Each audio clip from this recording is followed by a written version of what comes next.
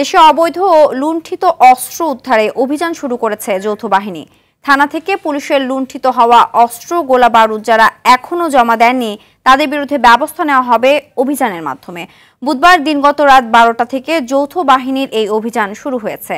যৌথ অভিযানে অংশ নিয়েছে সেনাবাহিনী, পুলিশ, বিজিবি, আনসার, কোস্টগার্ড ও র্যাব।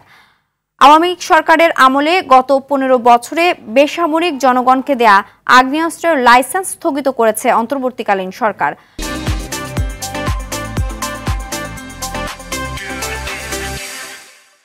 মঙ্গলবার অস্ত্র জমা দেওয়ার শেষ দিন ছিল।